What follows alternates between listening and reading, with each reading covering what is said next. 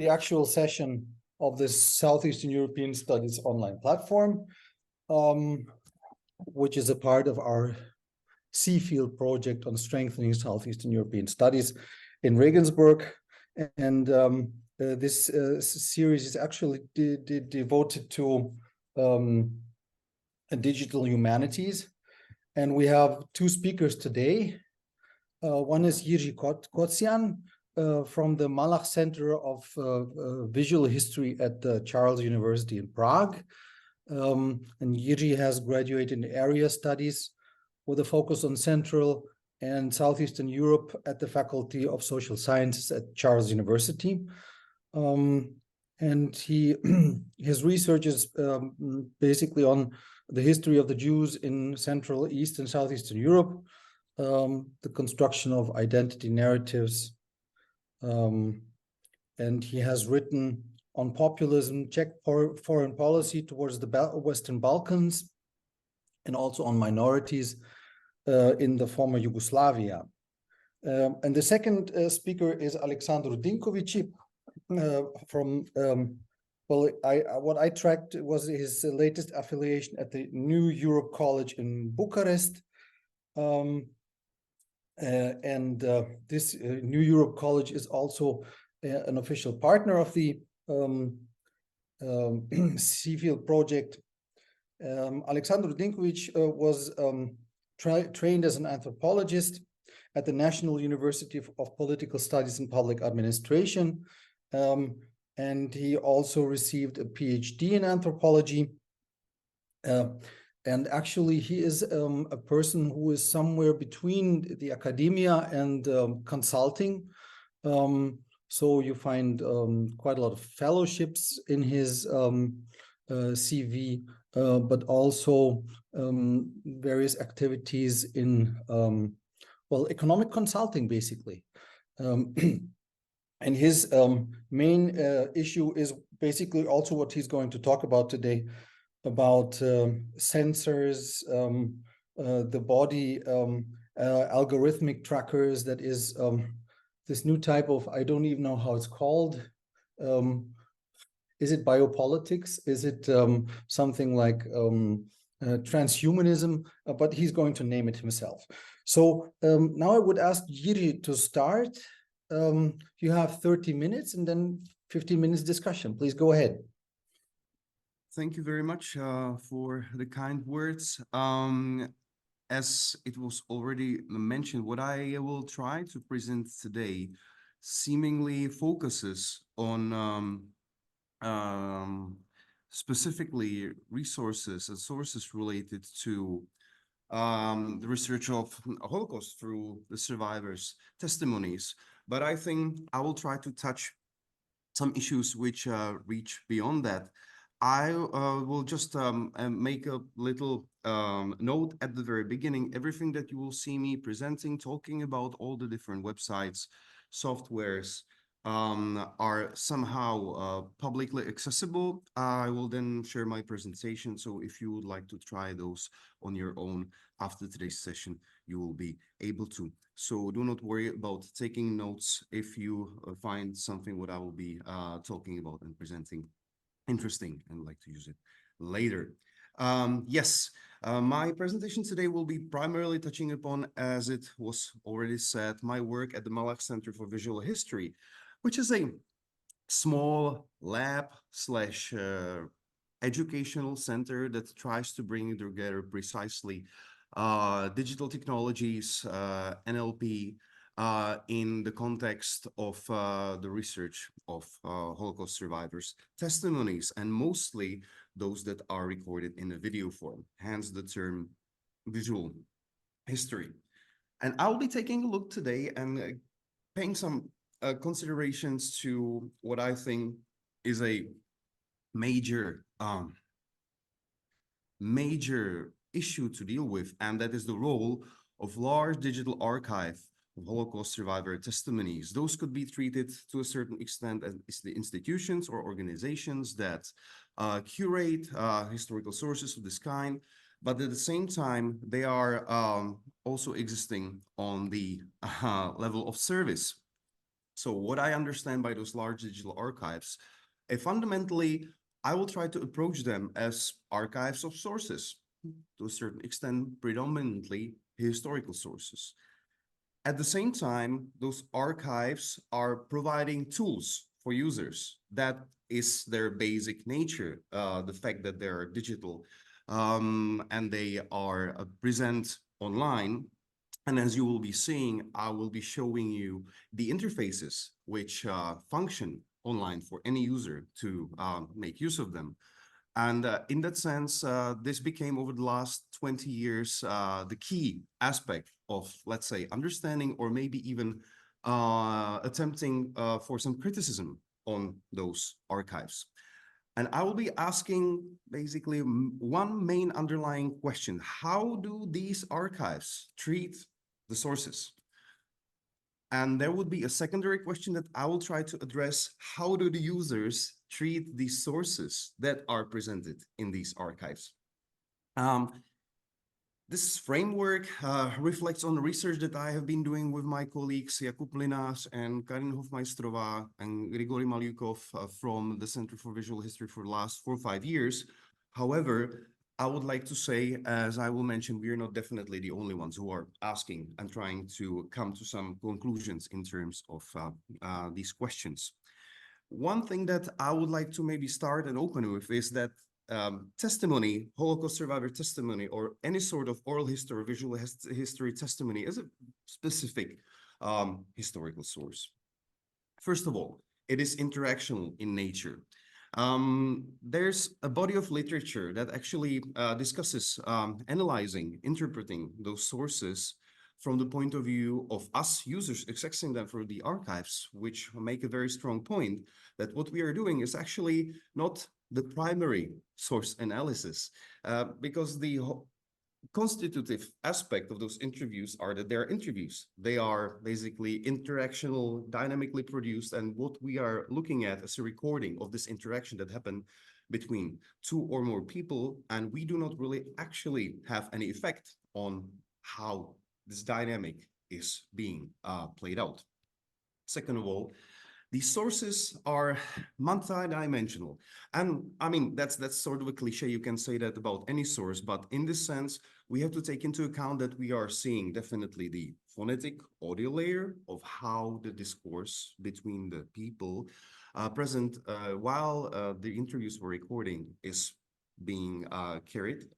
Second, we see the visual layer. We can get a lot of extra paralinguistic information in terms of how the respective narratives are performed or produced within this interaction. And also, definitely, there is this linguistic aspect of it, because this information is translated, transferred onto us through the language that the interviews are recorded in. And to abstract a little bit from this more or less fundamentally technical, essential information nature of the interviews, there are, to a certain extent, socially situated narratives of experiences of Holocaust survivors. By this, I'm trying to elegantly avoid the whole discussion about oral history sources criticism, and just put into the picture the fact that those interviews, the interactions were not happening in a vacuum. They were to a certain extent influenced by exogenous factors that were relevant at the time of the interview recording. And mentioning maybe some other literature, then a couple articles that we produced so far.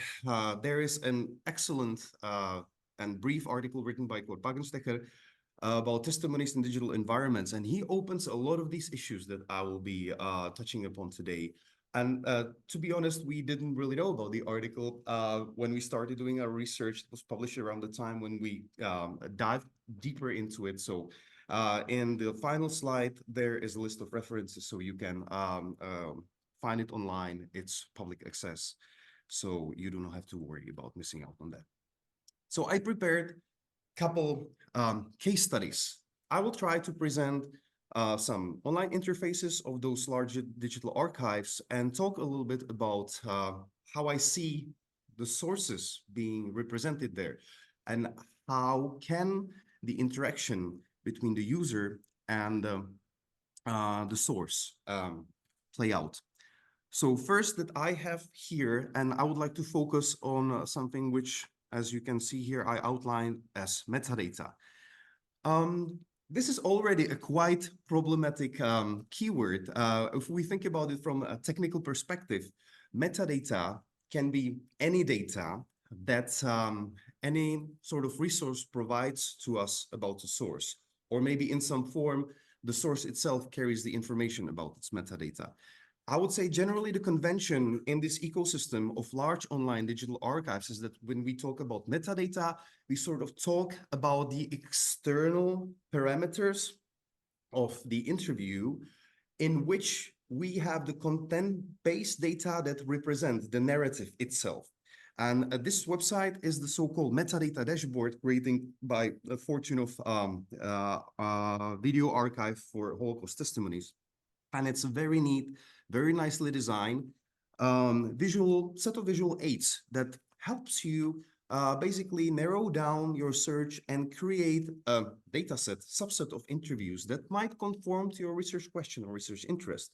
So if I just take a couple of examples, you can see here on the top, we have the two timelines, and the first one on the left is the birth year. I think this is one of the essential facets in any sort of search through datasets of Holocaust survivor testimonies that we use. We might simply try to narrow it down to a set of people who might have been of some age at the time when Hitler took power in Germany, the Nuremberg laws were passed, or they experienced the beginning of World War II. And as you can see, what happens is that I can simultaneously observe these different characteristics of my data set represented. And I really especially like this neat line on the top, which summarizes what sort of a data set I'm looking at. So in this way, I am seeing some sort of a tool for dataset profiling. I am abstracting to a certain extent from the fact that those are individual narratives, and I'm trying to see them basically as clusters. The second thing I might want to use, and that's what people typically do when they approach larger data sets, countries of birth, places of birth. And here already we can see that it might be quite problematic when we're talking about metadata, especially those that were created without a uniform structure. So let's say I would imagine that I want to find a set of interviews with survivors from Germany. And I know that here, because I looked for it before, this cluster joins together survivors that were born in Germany. And if I see the sort of circles that represent the larger parts of the subset, I can actually select the bubble Germany. And on the top, which I already mentioned before, I see the overall characteristic of the data set. I see that I have 96 testimonies. Okay, let's see if I move one step back and try to select the biggest circle, which is Berlin, Germany. I realized that I found 156 testimonies. So here we actually find out that there is an inconsistency in the convention of how the metadata is organized. And I do not actually have a hierarchical sort of approach to selecting all the birthplaces which are located in Germany as defined by the database. And I can quite quickly show that to you, that if I start writing Germany here down in the subset and I get back to here, only from here I can actually create a set of all of these 573 testimonies that are attributed to the people born in Germany. So there are sometimes discrepancies between the visual layer that the tools might provide for you, and you don't really get all the hints how to look through your metadata. If we would scroll a little bit down here, we can see that there is a long list of keywords, and those are the content-based keywords which characterize the interviews. In the case of the Fortune of Archive, I can approach it only in a holistic manner. Basically, those keywords are attributed to the interview in global, the whole digital object. So in a way, I can combine those two layers and see what sort of a data set I can create and still double check here on top the general profile. So this is a certain profiling tool that uses and really heavily focuses on the metadata. I should stress that Fortune of Archives has a regular database type search platform with the usual facets that you would find in any library system, which is called Aviary. And you can perform, let's say, the more conservative type of a search. But I think it's an interesting approach, which lets us know that, okay, you can really take a look at the whole set of the interviews that you're looking at and try to infer whether you can get to a result which might be more useful to your own personal research case. Now let's move on through my presentation. The second case, and I think this is something which everybody is quite acquainted with, and I would call that approach looking and representing interviews through ontologies. And the case that I chose here is the world's biggest database, the Visual History Archive. Again, this website can be opened from anywhere online, and where it is really strong is its usage of keywords which are organized in a hierarchical tree. It has a standardized methodology, and those keywords are coded in specific places, time segments of the interviews.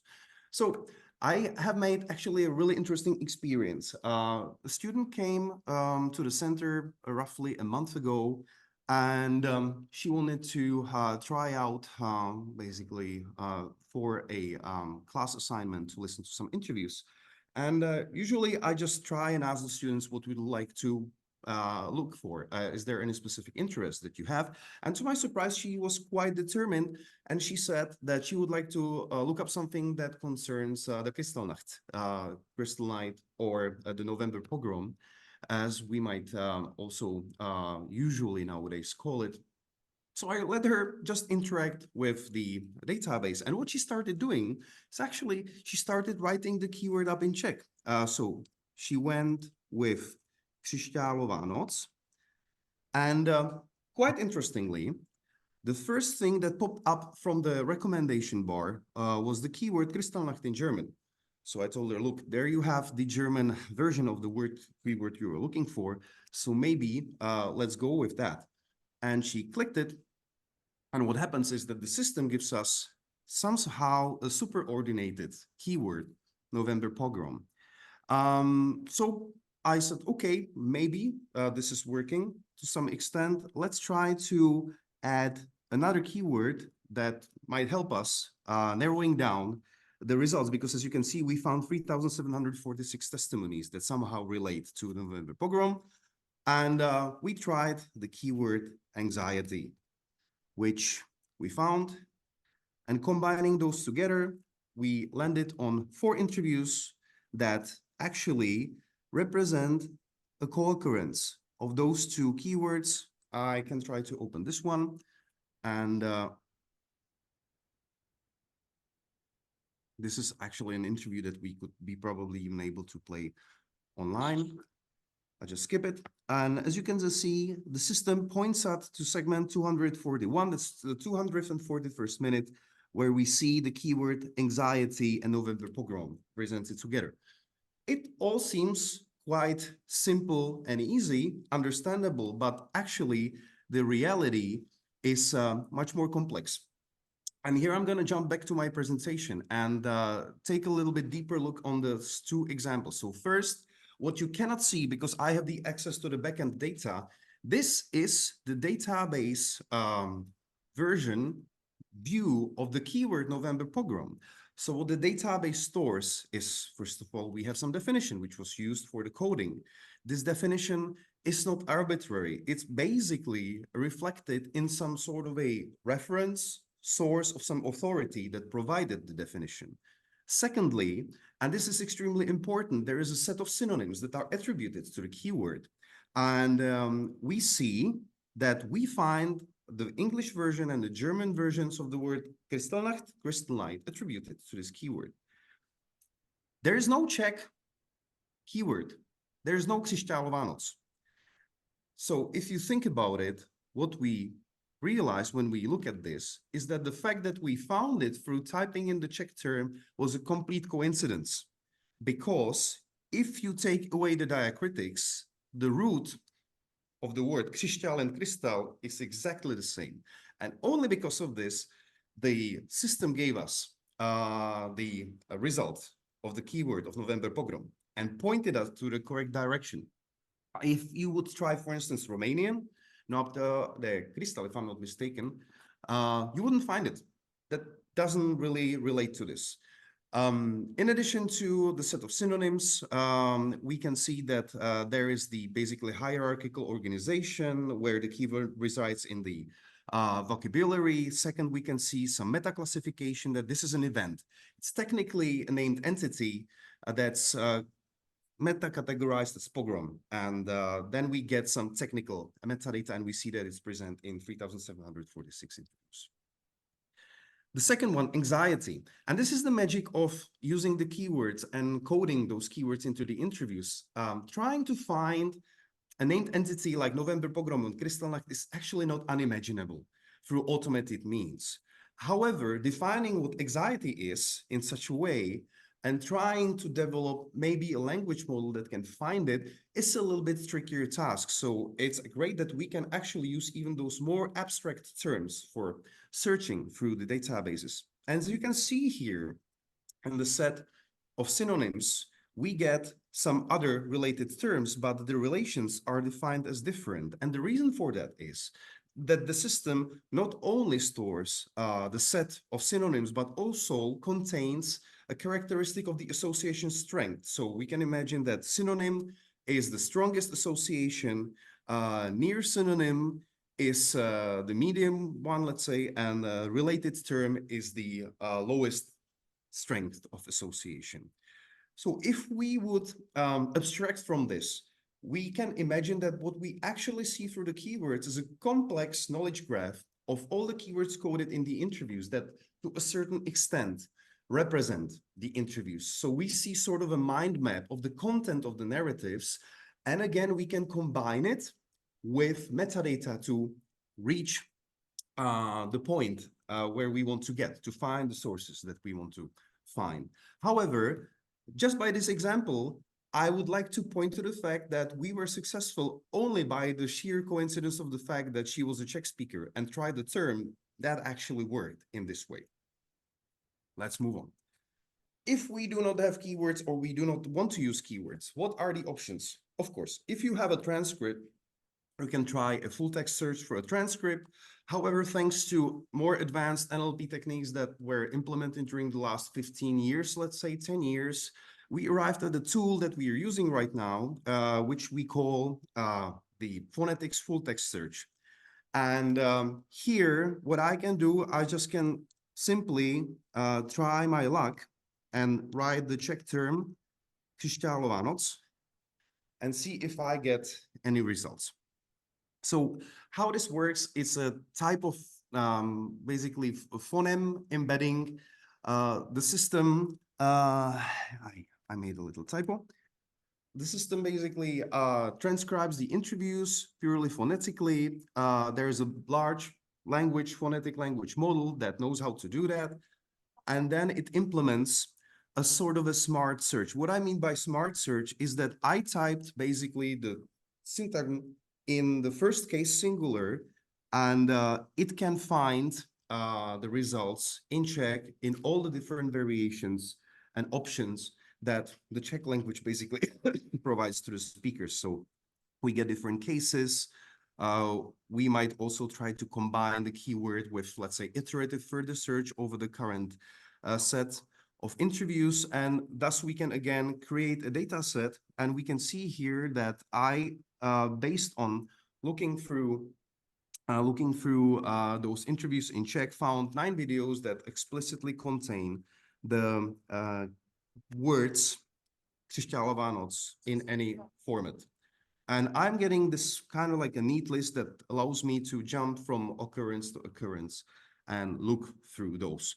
So if you imagine that you can combine, let's say, the metadata search, can combine the keyword search, and you can combine the phonetic full text search or any sort of advanced full text search, you are kind of treated well as a user. It seems that if you learn how to communicate with the individual systems, operate them, you can always somehow reach relevant results. But is there somehow a way to go beyond? Because in this case, we are still dependent on what is being explicitly said and finding explicit matches to a certain extent with how the things are emanating from the language, even though we bring in the smart search engine that operates with these like specificities of the languages.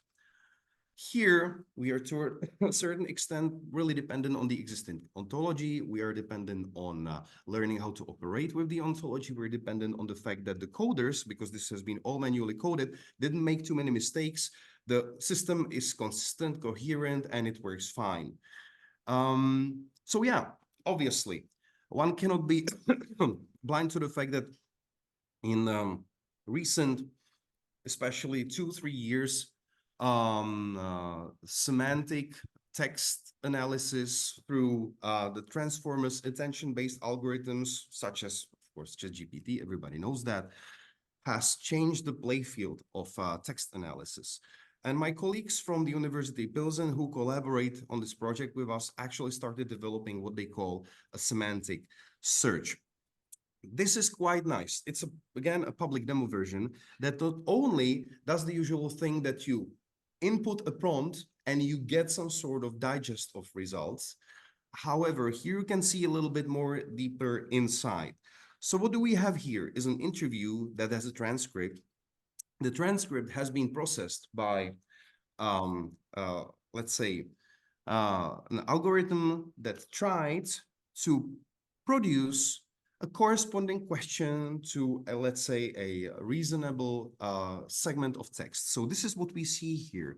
We see the proposed answers and the proposed questions, which were generated completely in an unsupervised way. No human has touched this. And the idea is that I can ask questions that might go beyond the full text search and might go beyond what has been predetermined and crafted for me by the producers of database such as Visual History Archive. So I'll try to replicate what I was, let's say, asking before.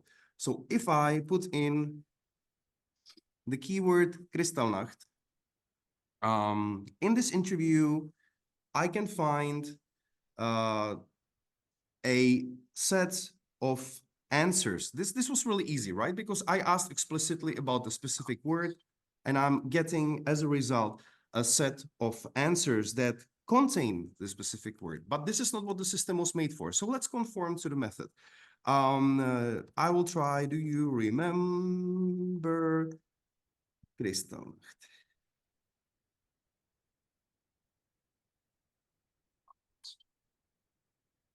And we are getting slightly different set of responses, only minor slightly. Some of them are less relevant, some of them are more relevant. We can see the relevancy suggestions here. So if you imagine you're looking at maybe more of like a black box type of a front end, you would see, let's say, the first answer. And if you would ask for another answer, then you would go down the line on the right. I still made it easy to the system. So let's try to test it out a little bit further, push it a little bit further. Was there any anti-Jewish violence before the war? Let's try to write a prompt like this. And here you see that we are getting a slightly more varied results that are aiming, probably because of the attention on anti-Jewish, on anti-Semitism. And if we scroll a little bit further down, if I'm not mistaken, there I managed to produce a prompt that actually generated an answer about the Kristallnacht. Let me try once again.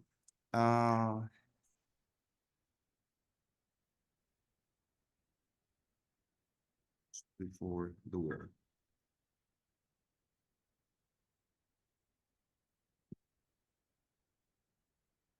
Okay, you pause the interview. And there it is.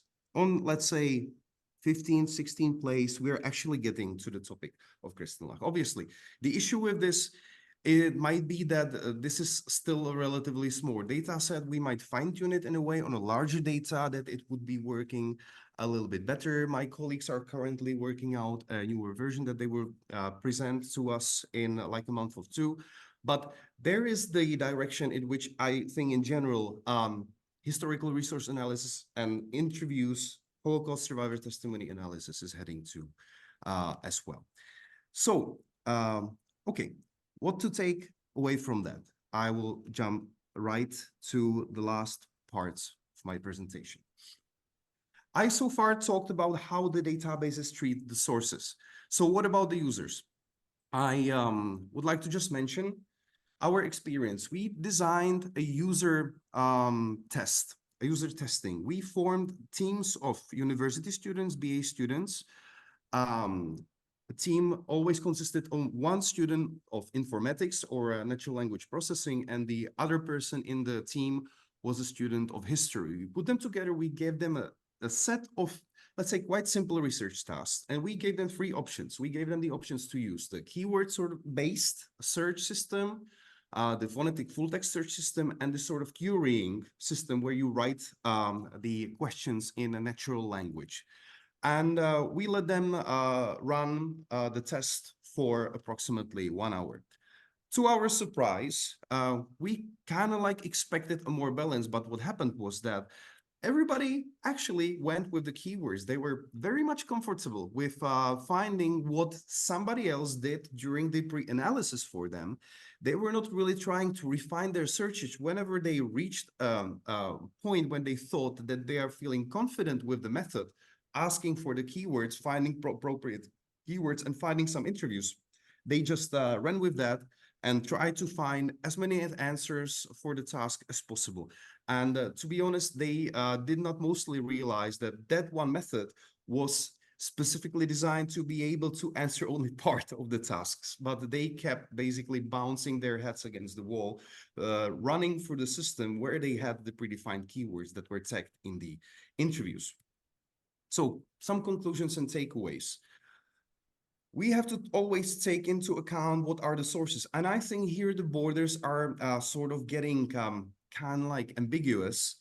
That's, I do believe that sometimes people don't realize that the actual source is the interview, and the rest of what they're handling is mostly tools that are used to describe and provide access to the interviews themselves. So it's really important to keep that in mind, that this secondary data puts us on a level where we're not even doing the secondary analysis, we're doing tertiary analysis, or we're moving on higher levels of abstraction from the sources.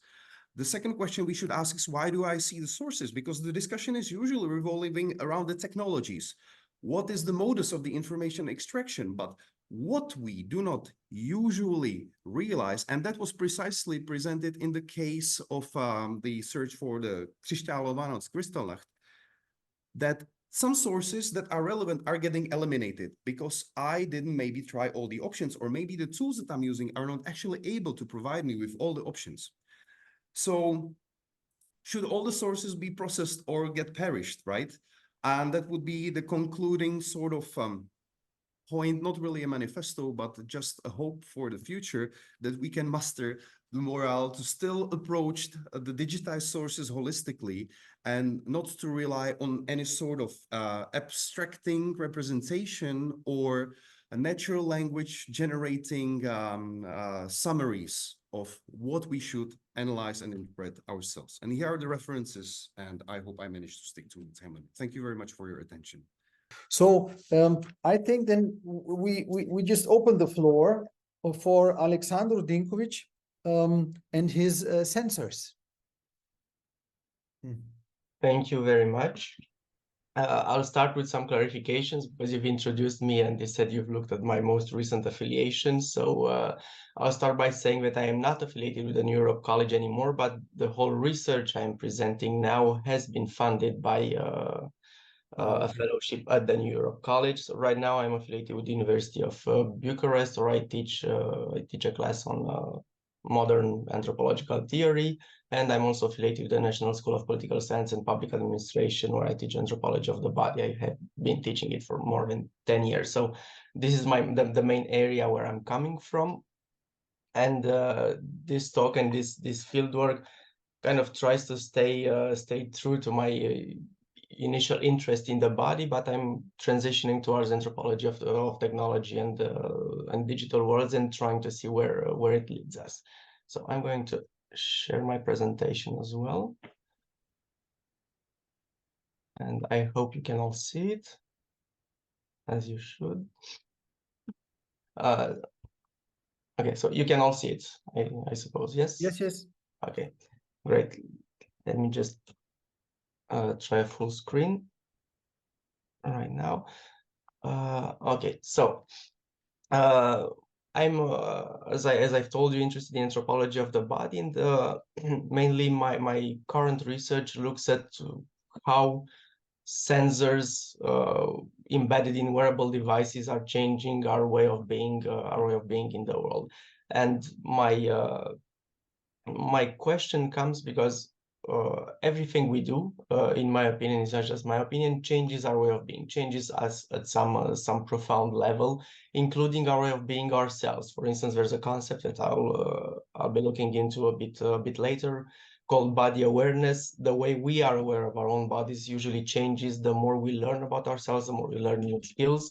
And here, wearables bring to the table a whole different way of being, because basically what they do, they claim to have access to a deeper set of manifestations, some of which we are not aware of. For instance, we are aware of our heart rate, more or less, but we're not aware of our body temperature. We are aware that something is changing sometimes if it's really detrimental to our well-being, but most of the time we are not aware of what happens inside of our body. So right now we have devices that claim that have access to it, that feed us data on it, and sometimes even take actions based on the way they are feeling our body and not the way on the way we are feeling it.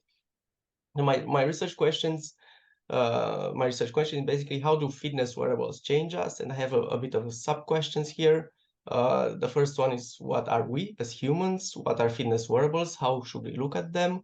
What do they actually do? How do we see? How do we look? How do we define? Because in my opinion, there's a new entity that's being formed by fusing a human with a wearable. We don't have a human anymore. We have a human wearing a fitness wearable, and sometimes this entity can act very differently than a human or someone in a different kind of fusing context.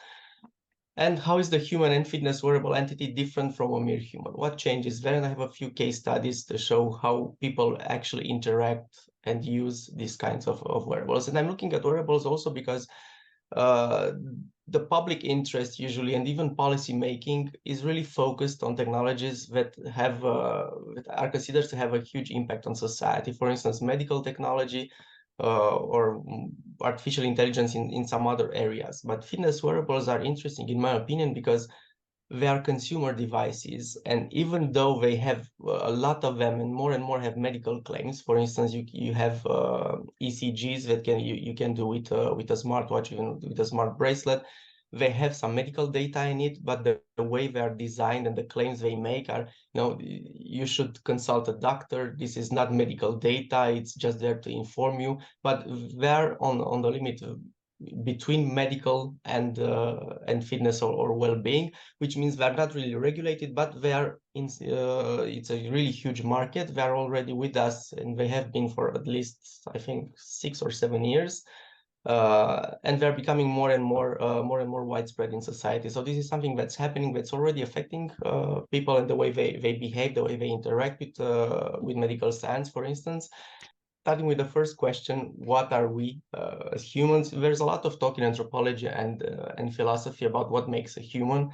And the article I really like quoting on this is one by Mark Johnson, who's a philosopher, who's called the five dimensions of embodiment, in which basically he says that if we want to look at people, at humans, of the body, we have at least 5 dimensions of embodiment we have to take into account. One of them is the biological, that one's the phenomenological, there's also the ecological dimension, there's also one that relates to other individuals, to culture and to society, and also one that relates to culture. So basically, if we want to look at people, what people are made of, they're made of obviously of something that's biological, of matter, but they're also made of experience. That's the phenomenological body.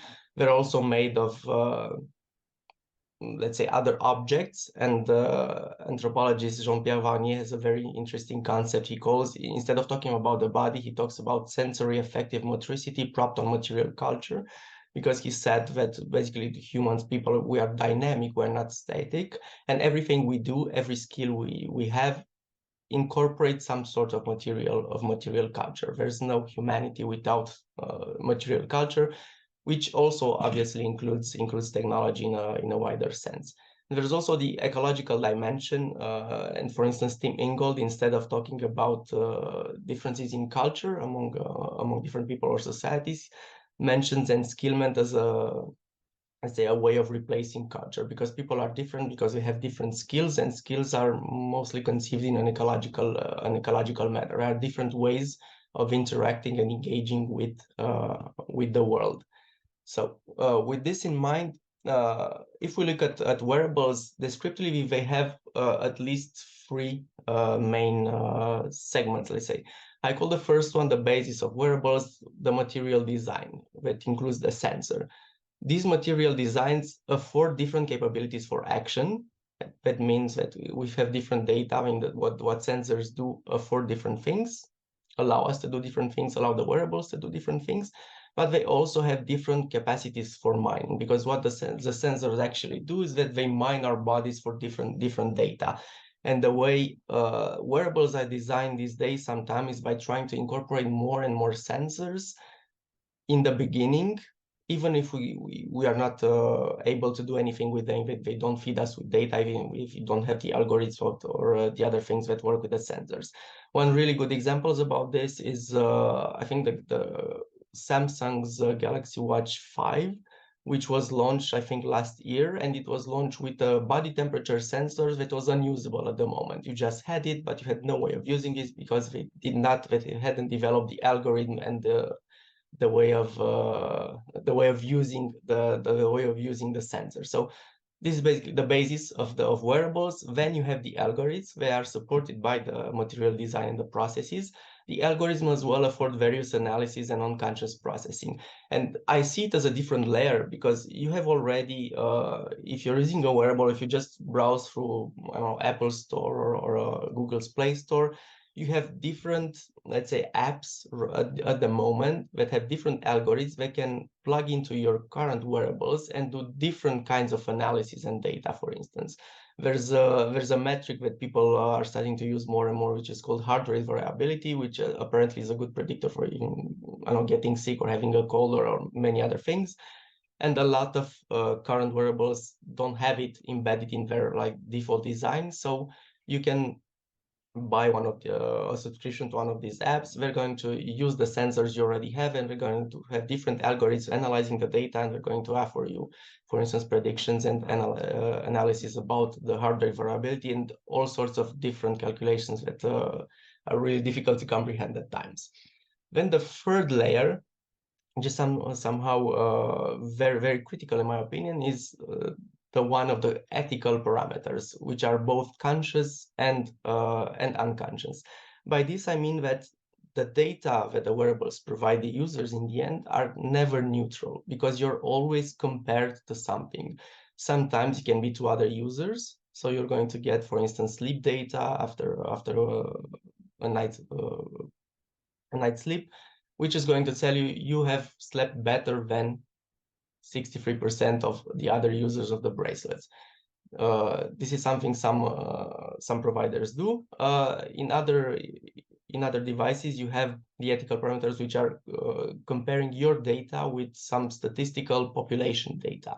Just saying you have performed better than, let's say, 35% of users in your age range, which is never neutral, because even if you have a neutral score, for instance, a sleep score of 69, it's 69 out of 100. It's going to tell you did not sleep well, and there's always a way to improve it.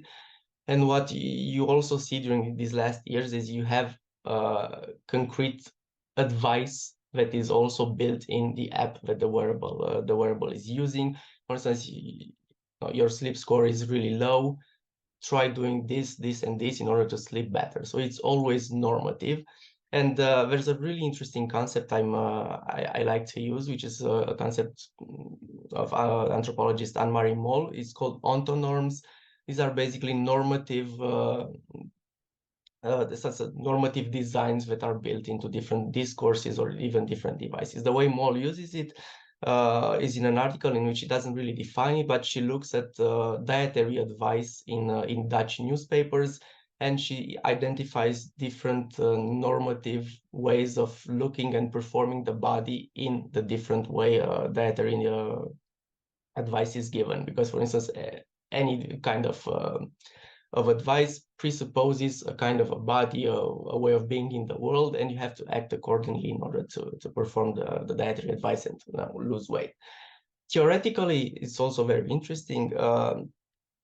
Wearables are objects, but they're objects, let's say, in flat ontologies, because they can also, I don't know if you're familiar with ontology and what a flat ontology is, but usually flat ontologies like actor network theory, or more recently object-oriented ontology by Graham Harman and Levi Bryant and even Timothy Morton, are ontologies, ways of looking at the world in which humans are decentered. It means that the world is made up of different actors. They can be human or non-human. They all exist equally, which does not mean they're all on the same level. They're not equal, but they all have the same right to exist. So we are there along with other things and matter that can also act. So in this case, wearables are also a possible actant in the world, which means they do things, they have real consequences.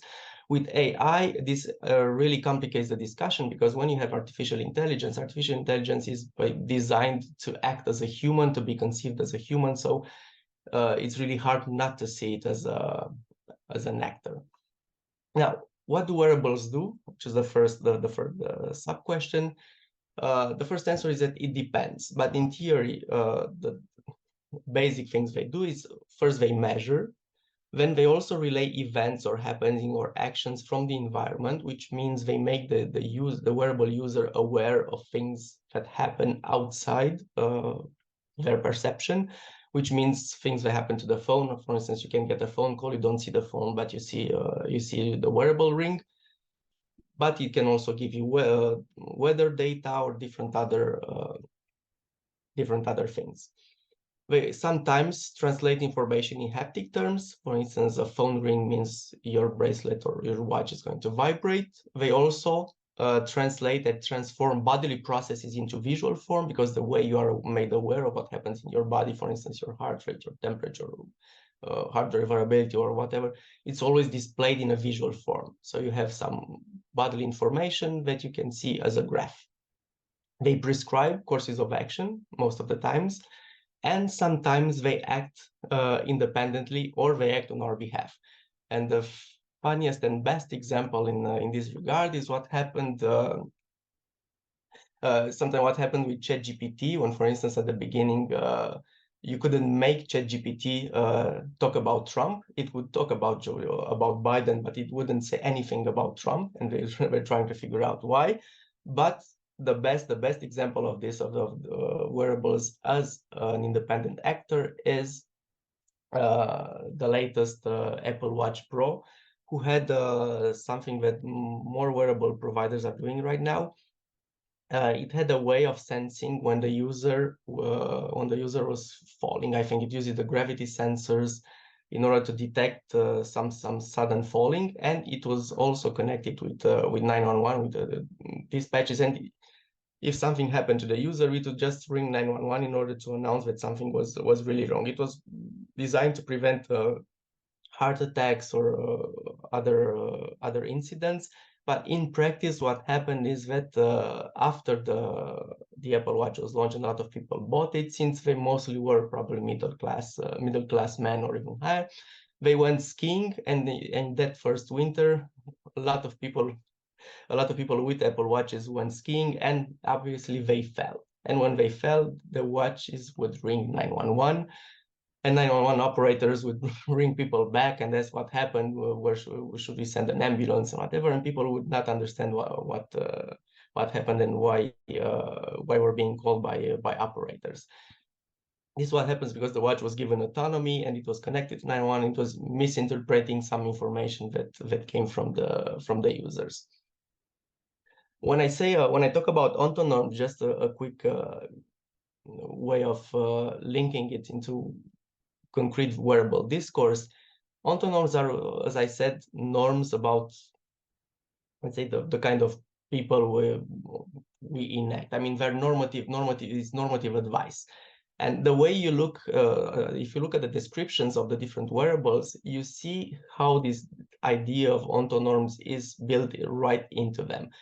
Because, for instance, the photos with the watches are from Garmin, and you have different series which are, I mean, the marketing discourse design talks about them as being designed for different users. But again, it's a normative discourse. For the Epic series here, I'm not sure if you can read it on the screen, it says, "You are an athlete who refuses to compromise. Wherever you're going, only the best will do." For the Phoenix 7 series, you're an athlete or adventurer training for life. And again, only the best will do. With the Enduro 2, the one on the bottom right, it says you're an ultra racer. You need a multi-sport GPS watch that can go to extremes to help you stay ahead of the pack. Again, every kind of wearable is sold with a discourse that kind of talks about what the kind of user, the kind of person you are, the kind of actions you should do. And it also gives you a way of looking forward to what you can achieve with the wearable, because it opens up new perspective. If you look at the center, the top center, that's something I took from the Oura Ring website. The Oura Ring is a ring wearable that was mostly designed for women, because there's a market insight was that most wearables were designed for men, and they wouldn't fit women with good advice, for instance, because of different bodily variables we're not taking into account.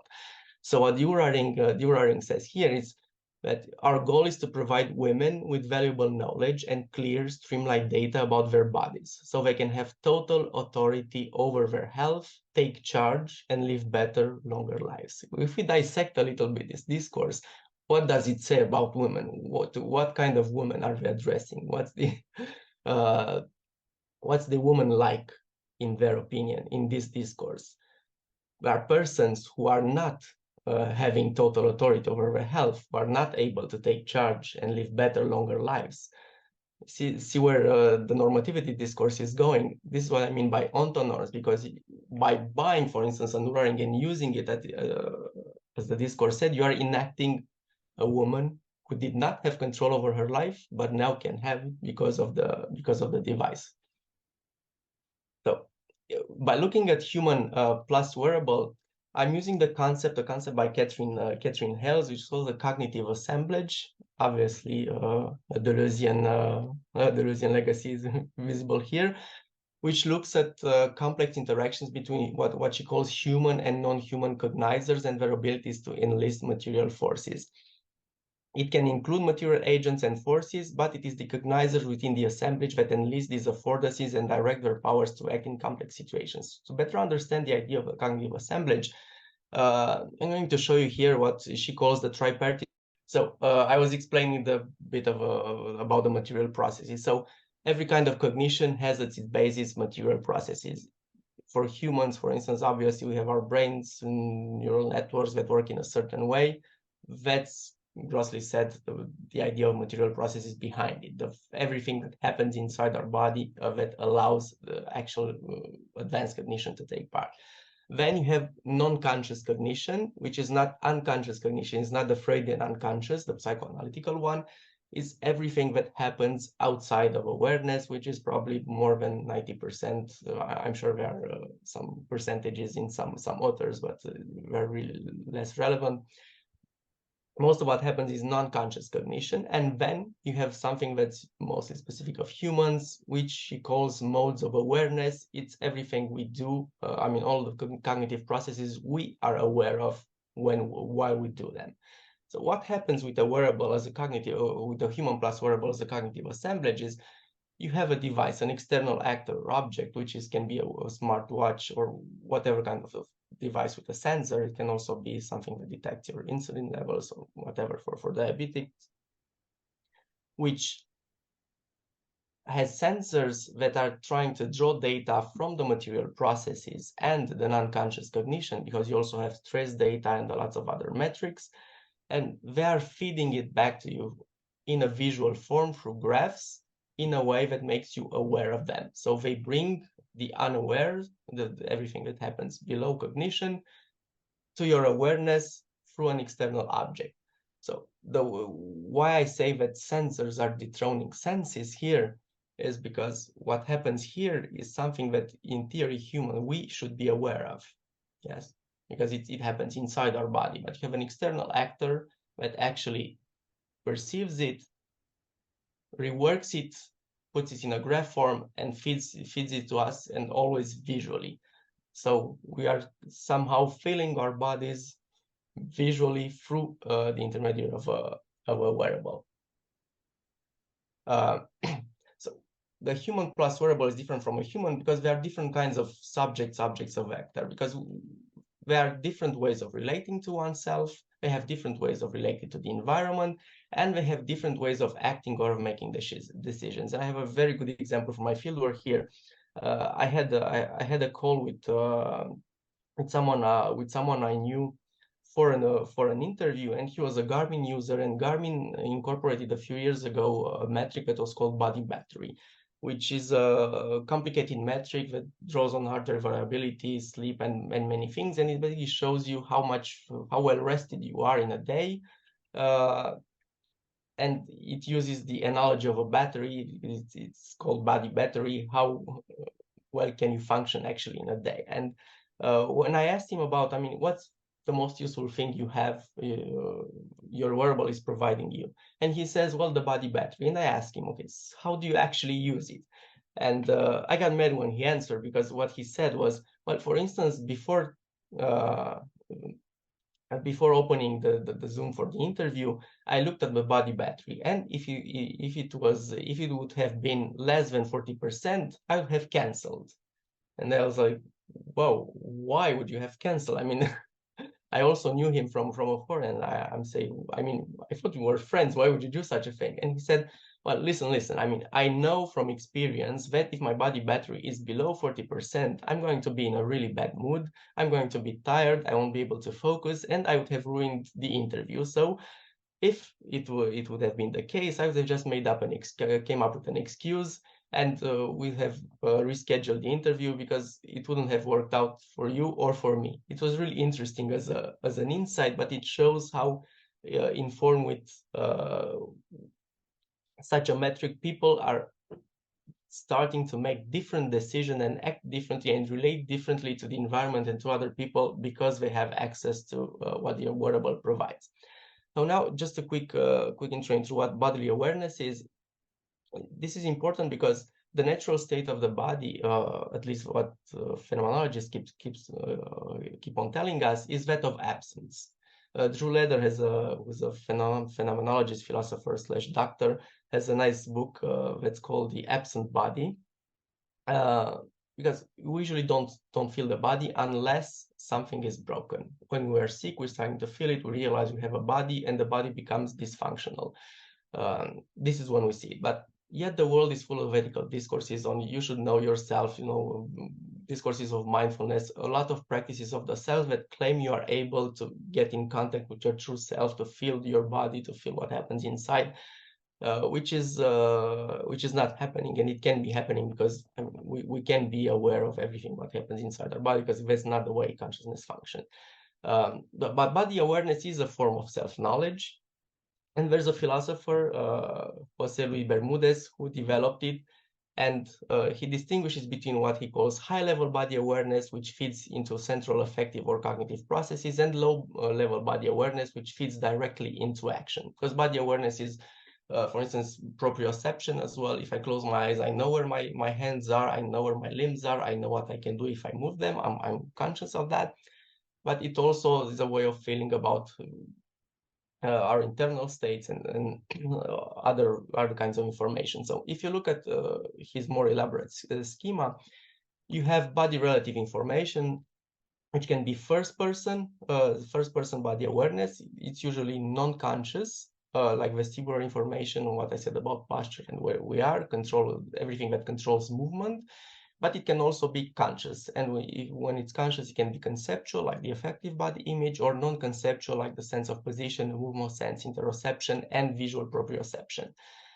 You also have third-person body awareness, which can also be conscious and conceptual, like beliefs about body semantic knowledge, or non-conceptual exteroception. So if you look at this schema about how we are aware of our own body and where the wearable fits in, what wearables actually do is they turn a first-person, non-conscious, usually non-conscious body awareness information into third-person, non-conceptual body awareness information. So there are nectar that somehow disrupts this kind of circuit and turns like the non-conscious first-person body relative information, but some of it we don't even access into third-person information because it feeds it to us visually.